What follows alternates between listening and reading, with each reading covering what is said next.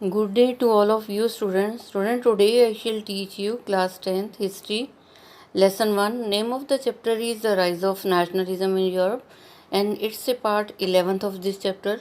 Student, in our next point we will read about the visualizing the nation, कि nation को किस तरह से विजुअलाइज किया जाता है, नेशन को किस तरह से रिप्रेजेंट किया जाता है. While it is easy enough to represent a ruler through a portrait, कहते एक रूलर को, एक जो राजा होता है उसको तो हम रिप्रेजेंट कर देते हैं, उसका पोर्ट्रेट बना देते हैं, उसकी तस्वीर बना देते हैं और स्टैचू या हम स्टैचू बना देते हैं. How does one go about giving a face to a nation, अगर एक नेशन का चेहरा बनाना हो, राष्ट्र का चेहरा बनाना हो तो वो कैसे होगा. Artist in the 18 and 19th century found a way out by personifying a nation. और कहते हैं स्टूडेंट जो 18 और 19 सेंचुरी में आर्टिस्ट थे, कलाकार थे, उन्होंने क्या किया, उन्होंने एक तरीका ढूंढा कि नेशन को किस तरह से पर्सोनिफाई करना है, नेशन को किस तरह से रिप्रेजेंट करना है, विजुअलाइज करना है. In other words they represented a country as if it were a person. और दूसरे शब्दों में हम ये कह सकते हैं कि उन्होंने कंट्री को किस तरह से रिप्रेजेंट किया स्टूडेंट, जैसे कि वो कोई एक व्यक्ति होता है. Nations were then portrait as a female figure, और उस समय क्या था, नेशन को जो है इस तरह से पोर्ट्रेट किया जाता था जैसे कोई वो एक फीमेल फिगर होती है. तो स्टूडेंट इंडिया को हम भारत माता कहते हैं ना, so that is also a female figure. तो हम फीमेल फिगर में दिखाते हैं भारत माता को. Nations were then portrait as a female figure, और नेशन को उस समय जो है एक फीमेल फिगर में दिखाया जाता था. The female form that was chosen to personify the nation did not stand for any particular woman in real life. और कहते हैं जो फीमेल फिगर दिखाई जाती थी स्टूडेंट, उसका मतलब ये नहीं था कि ये stand for any particular women, किसी कोई पर्टिकुलर वुमेन है जो मतलब कि नज़र आती है, जो किसी एरिया में रहती है, उसकी रियल लाइफ पे जो है पोर्ट्रेट बनाया जाता था. ऐसा नहीं होता था. वो एक एब्स्ट्रैक्ट आइडिया ही लिया जाता था जो किसी के साथ मिलता जुलता नहीं था. Rather it sought to give the abstract idea of the nation to concrete form. और इसकी बजाय क्या था, वो एक एब्स्ट्रैक्ट आइडिया लिया जाता था.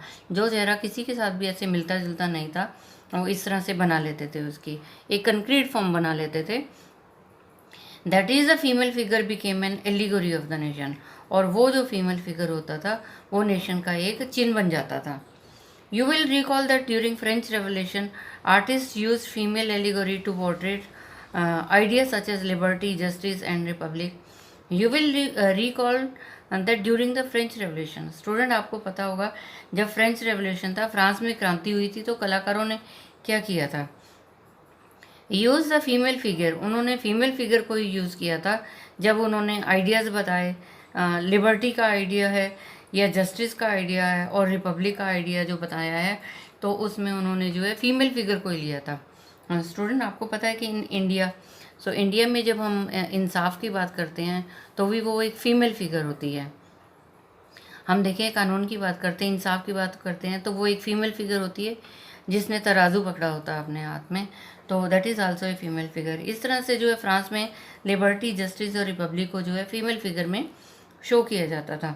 As you will remember that the attribute of the liberty are the red cap. आपको याद होगा कि लिबर्टी के लिए जो है फ्रांस में जो है रेड कैप का चिन्ह जो था वो सिंबलाइज करता था कि आज़ादी के लिए. और द ब्रोकन चेन था, ब्रोकन चेन भी था कि वो जब चेन टूटी हुई थी तो वो था कि वो आज़ाद हो गए हैं गुलामी से. While justice is generally blind folded. और जस्टिस जो है इंसाफ को किस तरह से दिखाया गया, blind folded women carrying a pair of wing scale. अब देखते हैं कि जस्टिस को, इंसाफ को दिखाना होता है तो क्या कहते हैं, ब्लाइंड फोल्डेड, आंखों पे पट्टी बन्नी होती है वुमेन के, और उसने जो है एक वेइंग स्केल उठाया होता है, एक तराजू उठाया होता है.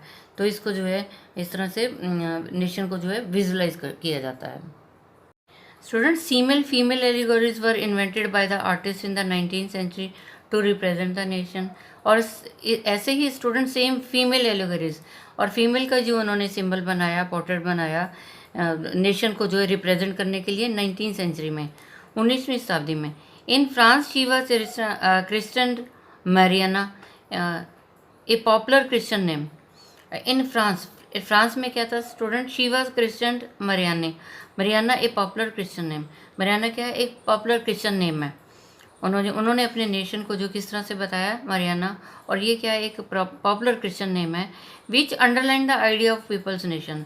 और मरियाना क्या बोला जाता है कि ये बताता है कि ये नेशन का आइडिया है, idea of the people's nation. ये आइडिया है कि पीपल्स के नेशन जो है, जो लोग जो हैं रहते हैं नेशन में, तो उनको जो है कॉमनली ये जो है मरियाना बोला जाता है।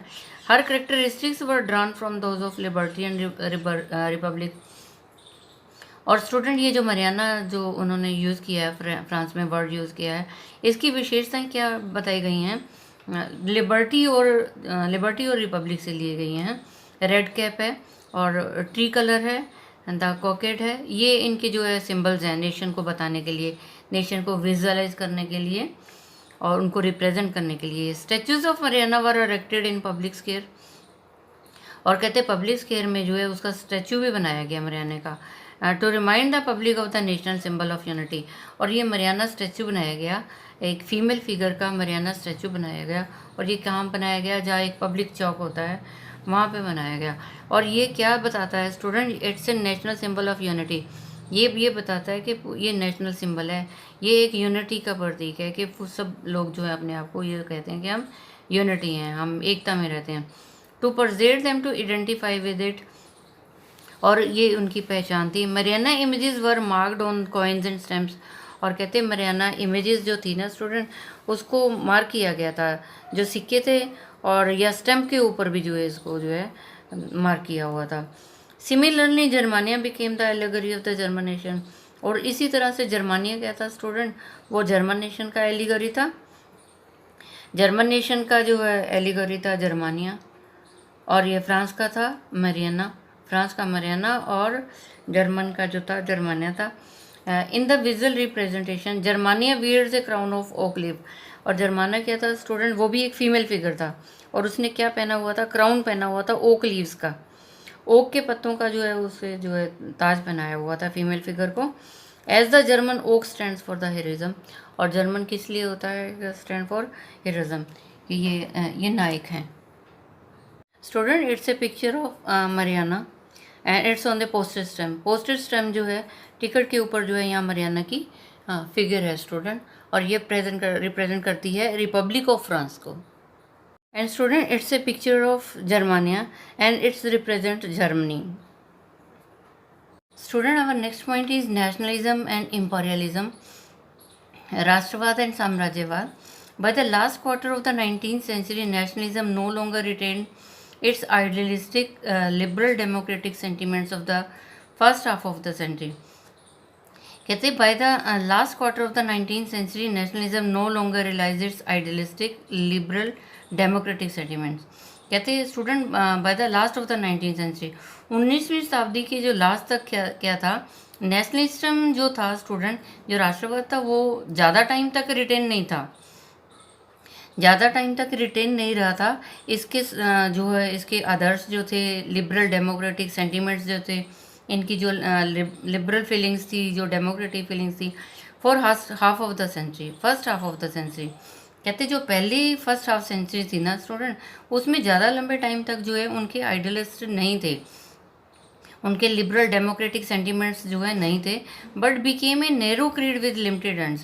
परंतु इन्होंने जो किया था, नैरो क्रीड थे, उन्होंने जो है इसको स्वीकार कर लिया था कि जैसे एक धर्म जो होता है, धर्म मत होता है, या उसको जो है स्वीकार कर लिया था उन्होंने, इनको लिमिट एंड तक कर लिया था, कोई एक सीमा थी उसकी। During this period nationalist group became increasingly intolerant of each other. और इस दौरान क्या हुआ स्टूडेंट, जो during this period nationalist group, जो नेशनल ग्रुप थे स्टूडेंट, वो क्या था, इनटॉलरेंट हो गए थे, वो बर्दाश्त नहीं कर पा रहे थे एक दूसरे को। And every day to go to war, और हर समय जो क्या था, लोगों में आपस में युद्ध चलता रहता था, क्योंकि उनकी जो फीलिंग्स थी वो कोई ज़्यादा लंबे टाइम के लिए नहीं थी, उनको जो मिल जाता था उसी को ही उन्होंने एक्सेप्ट कर लिया था, और इसकी वजह से क्या था, वो एक दूसरे को बर्दाश्त नहीं कर पाते थे और लड़ाई होती थी। The major European powers in turn manipulated the national aspiration of the subject people in Europe to further their own imperialist aims. The major European power in turn, और फिर क्या, जो मेजर यूरोपियन पावर्स थी उन्होंने क्या किया student, manipulate the nationalist aspiration of the subject people in Europe. तो उन्होंने जो है यूरोप के लोगों को जो है एस्पिरेट किया, उनकी फीलिंग्स को जो है इनकरेज किया आगे के लिए, जो इम्पेरियलिस्ट एम के लिए, आगे साम्राज्यवाद करने के लिए। The most serious source of the nationalist tension in Europe after 1871 was the area called the Balkans.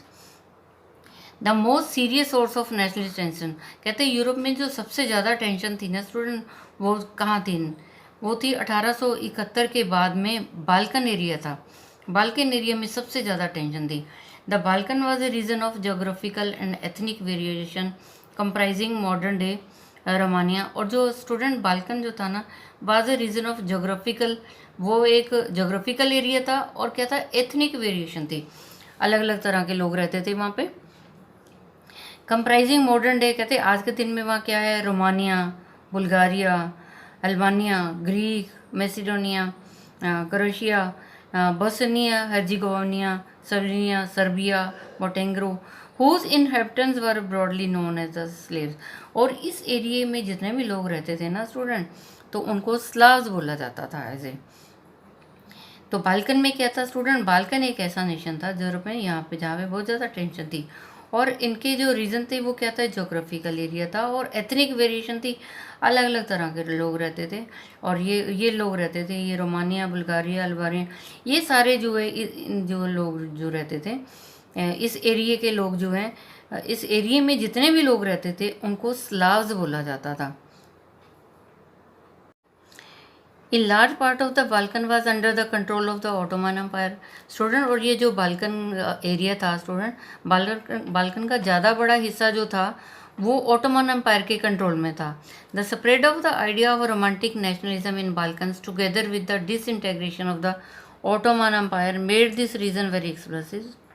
The spread of the idea of the romantic nationalism in the Balkan, और जब Balkan में जो आपको पता है कि वहाँ पे अलग अलग एरिया थे, एथनिक पोजीशन अलग थी, तो जब उनको ये आइडिया आया रोमांटिक नेशनलिज्म इन बाल्कन, बाल्कन में जो है उन लोगों ने ये सोचा नेशनलिज्म के बारे में, राष्ट्रवाद के बारे में सोचा।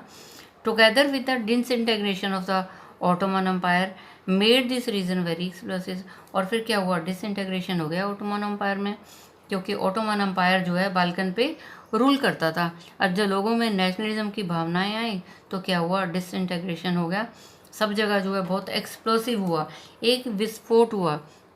डिसइंटेग्रेशन होता है कि सेपरेट हो जाना, अलग हो जाना, सब लोग अलग हुए, तो वो जो है जब उनमें नेशनलिज्म की भावना आई तो ये एक एक्सप्लोसिव सिद्ध हुआ, एक जैसे विस्फोट होता है लोगों के बीच में।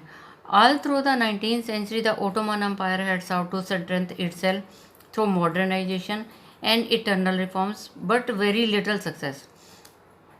All through the 19th century, कहते स्टूडेंट जब 19वीं शताब्दी में थी, जब ओटोमन एम्पायर जो था उस पर रूल कर रहा था बाल्कन पे, तो उसने क्या किया, had sought to strength itself, अपने आप को ताकतवर बनाने की कोशिश की।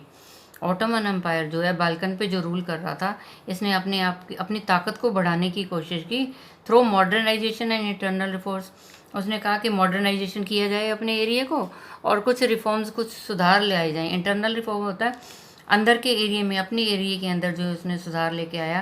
परंतु क्या हुआ स्टूडेंट, ऑटोमन एम्पायर ने जो है मॉडर्नाइज किया अपने देश को, कुछ सुधार लेके आया, परंतु फिर भी क्या, उसको बहुत थोड़ी सी कामयाबी मिली। One by one its European subject nationalities broke away from its control. और एक एक करके क्या हुआ student, one by one its European subject nationalities broke away, एक एक करके सभी में जो है उनमें जो है ब्रोक हो गया, वो आपस में टूट गए। डिक्लेयर्ड इंडिपेंडेंस, फिर वो जो है उन्होंने अपने आप को डिक्लेयर किया कि हम आज़ाद हैं। The Balkan people based their claims for independence or political rights on nationality, used history to prove that they had once been independent. The Balkan people based their claims for independence. Balkan लोग जो थे ना, उन्होंने कहा, जो Balkan में लोग रहते थे, उन्होंने कहा, जिस पे जो है ओटोमन एम्पायर रूल कर रहा था, उन्होंने कहा हमें आज़ादी चाहिए। उन्होंने क्लेम किया कि हमें आज़ादी चाहिए और हमें पॉलिटिकल राइट चाहिए नेशन के लिए। और उन्होंने क्या बोला, यूज्ड हिस्ट्री, और उन्होंने पुराना जो इतिहास था ना उसको भी यूज़ किया, ये प्रूव करने के लिए कि they had once been independent. उन्होंने कहा पहले भी हम कभी आज़ाद हुआ करते थे और आज भी हमें आज़ादी चाहिए। तो बाल्कन के लोगों ने जो क्लेम किया हमें आज़ादी चाहिए, हमें पॉलिटिकल राइट चाहिए, और उन्होंने ये कहा कि हम पहले भी, उन्होंने हिस्ट्री, पुराना इतिहास को भी यूज़ किया ये प्रूव करने के लिए, ये दिखाने के लिए कि वो कभी आज़ाद हुआ करते थे। But had subsequently been subjugated by the foreign powers. परंतु क्या हुआ स्टूडेंट, तब सब्जुगेटेड, वो तो शिकार हो गए फॉरेन पावर्स का। Hence, the rebellious nationalists in the Balkans thought their struggle as to attempt to win back their long-lost independence. Hence, the rebellious nationalists in the Balkan. तो बाल्कन में जो स्टूडेंट नेशनलिस्ट थे, जो क्रांतिकारी थे, उन्होंने विद्रोह किया, उन्होंने क्रांति की, उन्होंने स्ट्रगल किया, किस लिए कि जो लॉन्ग लॉस्ट इंडिपेंडेंस है, जो पहले से बहुत पहले हमारी इंडिपेंडेंस जो है खो चुकी है, उसको हमने दोबारा से रीगेन करना है। As the different Slavic nationalists struggle to define their identity and independence, और आपको पता है कि वो जो यूरोप में स्टूडेंट जो डिफरेंट एरियाज थे उनको स्लाव बोला जाता था, वो लोग जो थे उनको स्लाव बोला जाता था। तो क्या हुआ, as the different Slavic nationalist, जो डिफरेंट स्लाव्स थे स्टूडेंट, उन्होंने स्ट्रगल किया और उन्होंने अपनी आइडेंटिटी को डिफाइन किया, अपनी आज़ादी के बारे में बोला।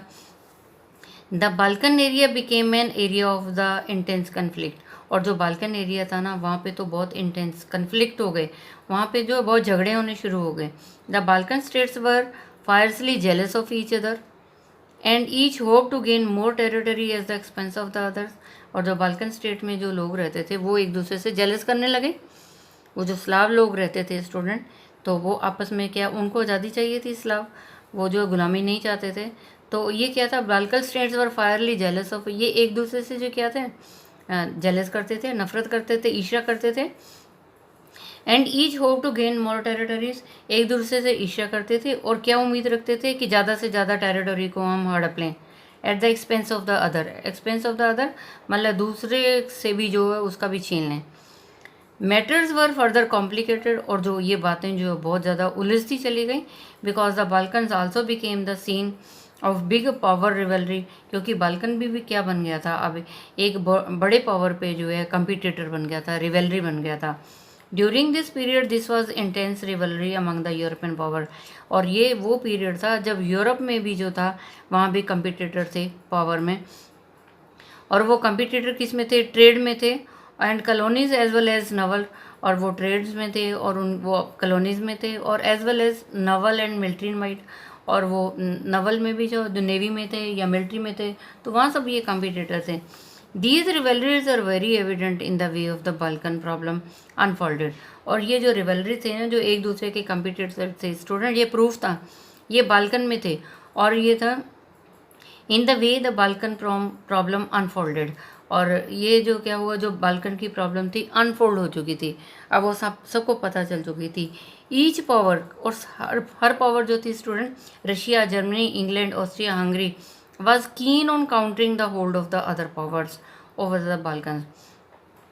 ये जो रशिया था, जर्मनी, इंग्लैंड, ऑस्ट्रिया, हंगरी, इनकी बहुत ज़्यादा इच्छा थी, कीन मीन्स इच्छा थी, क्या इच्छा थी स्टूडेंट इनकी, on countering the hold of the other powers of the Balkan. वो ये चाहते थे कि बाल्कन की पावर के ऊपर जो है वो होल्ड कर लें, कब्जा का जमा लें, and extending its own control over the areas, और उन्होंने ये सोचा कि हम अपना जो कंट्रोल है इस एरिया पे कर लें, इस पे कब्जा कर लें, बाल्कन पे। This led to a series of war in the region and finally the first world war, और स्टूडेंट यही वजह हुई, this led to the series of war, इसके बाद क्या हुआ, युद्ध की जो सीरीज है, युद्ध की जो है एक झड़ी छिड़ गई एरिया में, और फाइनली क्या हुआ, उसके बाद पहला विश्व युद्ध जो है शुरू हुआ। Nationalism aligned with imperialism led Europe to disaster in 1914, और कहते हैं नेशनलिज्म के साथ जो है स्टूडेंट साम्राज्यवाद जो था, इससे क्या हुआ, यूरोप में डिसास्टर हो गया, यूरोप में डिस्ट्रक्शन हुआ, विनाश हुआ 1914 में। But meanwhile many countries in the world which had been colonised by the European power, परंतु कहते हैं तभी क्या हुआ, बहुत सारी कंट्री थी जिनको जो है यूरोपियन पावर जो है कॉलोनाइज कर रही थी, जिस पे जो है यूरोपियन पावर का कंट्रोल था in the 19th century, begin to oppose the imperial domination, और वो उनके अगेंस्ट हो गए। जो यूरोपियन पावर था, जिनके ऊपर उन्होंने कॉलोनाइज किया हुआ था, जिन कंट्रीज़ के ऊपर जो है उनका रूल था, तो वो क्या हुआ था स्टूडेंट, वो अपोज हो गई थी, वो उनके खिलाफ हो गई थी, क्योंकि वो उनको डोमिनेट करते थे, वो उनके पे जो है राज करते थे। The anti imperial moments that developed everywhere were nationalist, और द एंटी इम्पेरियलिस्ट मोमेंट, तब जो है एंटी जो साम्राज्यवाद मोमेंट जो है आंदोलन शुरू हो गए हर जगह पे। In the sense they all struggle to form independent, इसका मतलब ये था, इसकी सेंस ये है स्टूडेंट, इसका मीनिंग ये है कि वो सब स्ट्रगल कर रहे थे आज़ादी पाने के लिए, नेशन स्टेट बनाने के लिए, अपना अलग नेशन स्टेट चाहते थे, वो किसी के अंदर कंट्रोल में रहना नहीं चाहते थे। And were inspired by a sense of collective national unity, और ये सभी लोग जो थे वो स्ट्रगल कर रहे थे आज़ादी के लिए, नेशन स्टेट बनाने के लिए, और वो प्रेरित हो रहे थे, उनमें ये भावना थी कलेक्टिव नेशनल यूनिटी, वो अपने देश में एकता चाहते थे।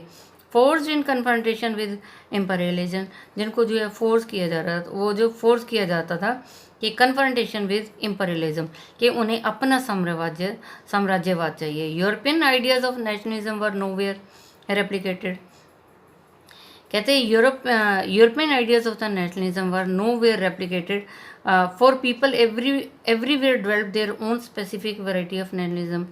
कहते हैं जो यूरोपियन आइडिया थे, European ideas of nationalism were nowhere replicated, अब कहीं भी जो है नेशनलिज्म के आइडियाज़ जो हैं यूरोप में नहीं यूरोप के नहीं दिखाई दिए थे। फॉर पीपल एवरीवेयर, और क्या था स्टूडेंट, हर जगह लोग जो थे वो अपने ही स्पेसिफिक वैरायटी ऑफ नेशनलिज्म थे, उनके अपने ही नेशनलिज्म के आइडिया थे। जो यूरोप के आइडियाज़ थे वो अब नहीं थे कहीं भी, और लोगों के क्या थे, अपने स्पेसिफिक वैरायटीज़ जो आइडिया थे नेशनलिज्म के, अपने वैरायटी मीन्स अलग अलग आइडिया थे अपने नेशनलिज्म के बारे में, अपने नेशन स्टेट को बनाने के लिए, रिपब्लिक के लिए, इंडिपेंडेंस के लिए, उनके जो है स्पेसिफिक वैरायटी जो है आइडिया थे, वेरियस आइडिया थे। But the idea that society should be organized into nation states came to be accepted as natural and universal. But the ideas that society should be organized into nation states, परंतु वो idea student, वो समाज के जो idea थे जो ये organise करते थे कि नेशन स्टेट चाहिए, भले ही अलग अलग उनके आइडियाज़ थे, लेकिन वो आइडिया जिससे ये था कि ये नेशन स्टेट के लिए ही बोल रहे हैं, उसको स्वीकार किया गया। आइडियाज़ तो लोगों के अलग अलग थे, लेकिन जब ये हुआ कि ये आइडियाज़ जो है नेशन स्टेट बनाने के लिए हैं, तो उनको स्वीकार किया गया कि ये जो आइडियाज़ हैं एज ए नेचुरल है और एज ए यूनिवर्सल भी हैं। So student, I have taught you part 11th of this chapter, 11th of this chapter in complete chapter, student, and I think you might have understood. You tell it to other students so that they can also understand this chapter. And students, stay safe, stay at home, obey your parents. Thank you. Have a nice day. God bless you all.